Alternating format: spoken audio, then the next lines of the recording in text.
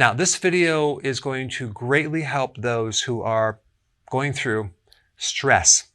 And I want to make this as simple as possible. You're just going to be drinking 1 cup of this thing I'm going to tell you in a few minutes daily to bring down your stress to 0. But I first want to explain why it works. Now, I do want to say that reducing your stress to 0 is not healthy for a long period of time. In fact, you can't live without some stress. Stress is actually healthy as long as it's not sustained. Our bodies become stronger when we put our bodies through stress, like exercise, for example, right? If you sat on the couch, no stress, did nothing, you would waste away. The problem is sustained stress burns out a lot of your organs, and I want to just go through that fairly rapidly. Number 1, the immune system, okay? Stress, high levels of cortisol. This HPA stands for hypothalamus, pituitary, adrenal.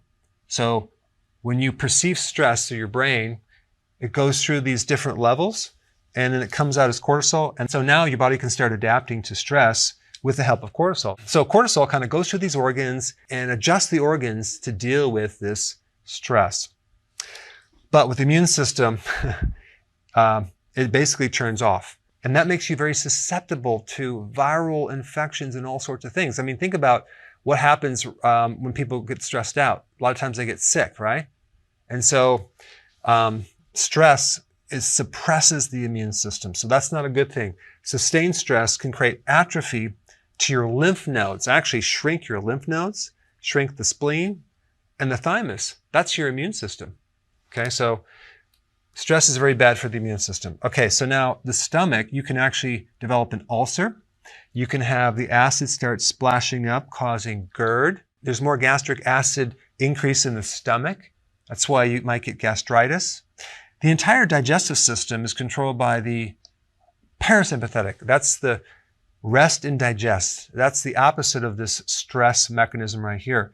So stress pretty much turns off the digestive system. Try to digest when you're under stress. It just doesn't work. Now, as a side note, stress also depletes you of vitamin B1, calcium, potassium, and this thing right here, H+. That's a hydrogen ion. Now, what does that mean? How does that relate to anything? Well, when you're going through stress, you lose the hydrogen ion. What is the hydrogen ion? Well, you know what? You've heard of pH before, right? pH, that's the power of the hydrogen ion. So basically, this is an acid. So when you go through stress, you're jacking up cortisol, you're losing your acids. And guess what? You become too alkaline. So you would think that stress makes you acid. No, it doesn't. It makes you excessively too alkaline. And the symptoms of alkalosis are muscle twitching, hyperventilation, cramping, anxiety. Interesting. Now, stress affects the heart by increasing the blood pressure, the heart rate, and creating a constriction of the coronary artery. Stress affects the blood sugars by turning things into sugar, okay? Your fat into sugar, protein into sugar, ketones into sugar. And this is why high levels of stress can even make a person a diabetic, okay? So even though you're not eating sugar, your body is producing sugar out of other things by having too much stress, because another name for this is a glucocorticoid. Now, all this sugar that's generated is basically making us fat. So if you have too much cortisol, you start developing fat, specifically around your gut, because the liver is becoming fatty, and then it spills over into the gut. So you'll have belly fat. Now, the tone of the muscles become very, very rigid and tight. So you get muscle spasms. The lung has a problem. When you have high levels of cortisol, you hyperventilate, right? You would think that you're not getting enough oxygen, but you're getting too much oxygen. I did a whole video on this. It's very counterintuitive. It's very interesting. I mean, think about this. If you were to hyperventilate right now, what would happen? You would get too much oxygen and you would pass out. Too much oxygen and not enough CO2 actually locks up the ability to absorb this oxygen in the tissues. And what happens is you basically starve of oxygen. So there's some really great data on this that I did on a video. I'll put the link down below. You can watch that later. But the point is that stress throws off your lung, and causes an inability to breathe. I mean, think about asthma, think about people during panic attacks, people that have anxiety, they're trying to get more oxygen and that's making things worse. You should basically just breathe through your nose, calm your breath down, and then you'll get more oxygen, like really slowly.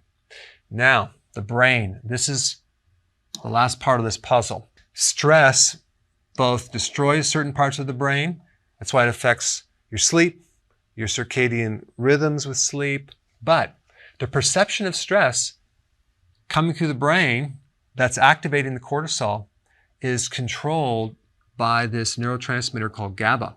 Okay? GABA is like a turn-off switch. It's like the brake pads.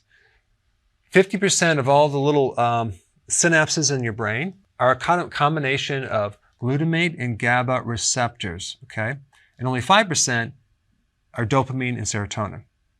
So all you need to know for this example is GABA is very, very, very important in relationship to cortisol. It controls this excessive amount of cortisol. So when people go through excessive amount of stress over a period of time, they don't necessarily burn out the adrenals. They're burning out this neurotransmitter right here. So this remedy I'm going to talk about inhibits GABA. It blocks the enzyme that slows down the degradation of GABA, thus increasing GABA, which turns off cortisol. So these little hormones that are coming out of hypothalamus, pituitary, down to here are all turned off when you increase GABA, okay? And that remedy is lemon balm tea. That's right. You want to start drinking on a regular basis lemon balm tea. It's very, very simple. You have one in the morning, maybe one in the afternoon, maybe one a little bit later. And this has certain phytonutrients to increase GABA. One of the big effects that lemon balm has over your body is it increases tranquility, right? That's a really cool word, tranquility. What does it mean? It means peaceful, serene, unshaken, unworried. So it increases your tolerance to stress. It helps you to be calm. It has properties of anti-anxiety, anti-depression. It increases and elevates your mood. It does a lot of other things, but it's really, really good for reducing cortisol. So in one study, lemon balm, which is in the mint family as a plant, created a full remission of anxiety in 70% of people who took it. And it also showed significant sleep improvements for those people who had insomnia and 85% of the people who took it. Now, there's many things you can do for stress, but lemon balm tea is one of my favorite things. It's simple. You'll feel quick effects right away. It's very inexpensive, and it has a lot of additional health benefits as well that go way beyond just the stress reduction. Now, if you have not seen my video on how to do acupressure for stress, you definitely need to check that out. I put it up right here. Check it out.